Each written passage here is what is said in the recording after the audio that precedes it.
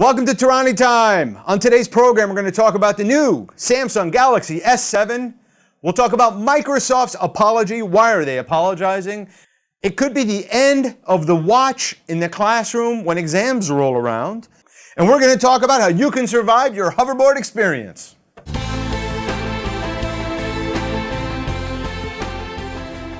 So reports are out today that the Samsung Galaxy S7 is going to have a touch display that's a lot like the 3D touch of the iPhone 6s and the 6s Plus. Also, two unique benefits of that device. It seems it will charge fully in 30 minutes, which is huge compared to what you can do with a typical iPhone device. Might take an hour and a half, something like that. And also, you're going to see a USB-C adapter, which is popping up in more electronics. The good news is that as USB-C takes over the tech industry, there'll be adapters everywhere and it'll be easy to charge them. Also, Microsoft has apologized for problems with its Surface Book and the Surface Pro 4. These products are flickering, the screens are flickering, there are some battery issues in terms of discharging, and they're also rebooting. I've actually been in a meeting with someone who had a Surface Book and it crashed intermittently in the middle of an important meeting, so Microsoft's got some issues there, but they did issue an apology. That's the good news. The bad news is this Surface Book could set you back $3,200, so it's a super premium price with a whole bunch of glitches. Hopefully Microsoft will work those out. Now, it seems like we're coming to an end of the days when you can bring a watch to the classroom.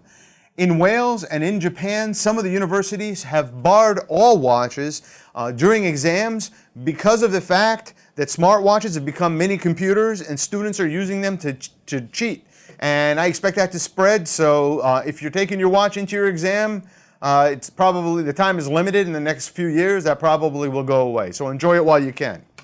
All right, we got a special segment for you guys today. It's called How to Survive Your Hoverboard Experience. You've probably heard of a lot of various problems with hoverboards or electric skateboards or electric scooters, or there's so many names for what is essentially two wheels and a board on top of it and a huge battery. There's even been, unfortunately, a death in the UK due to a traffic accident where someone actually hit a bus. And other things that are happening with these devices are they are exploding.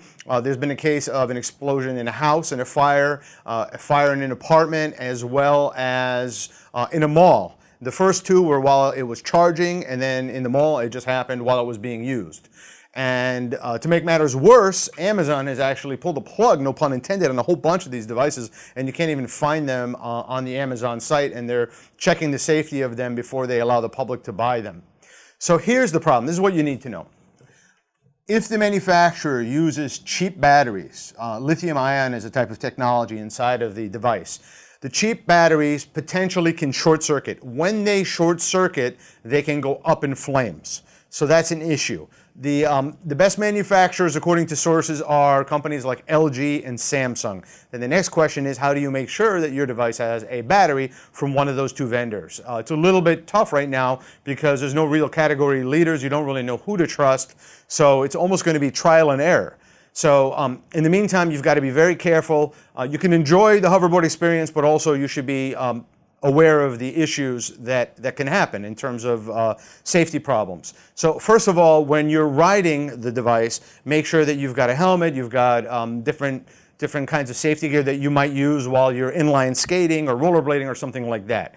That's number one. I actually tested the Swagway X1, and when you first get on it, if you're not balancing yourself, I actually tested it on camera more or less for the audience at home so you guys could see how a newbie actually performs on this thing. It's kind of interesting. You get the hang of it after a little while, but it's a little bit of a challenge.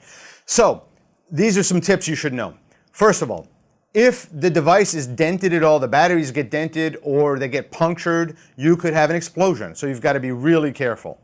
The other thing is, if the device starts to swell or starts to smoke or heat up, especially while it's charging, unplug it immediately. Don't store it in direct sunlight, and do not charge it near flammable items. One other important point is that in New York right now, these devices are illegal, and you could be fined $500. I haven't heard of anyone yet getting fined, but you potentially could be fined in New York if you ride it.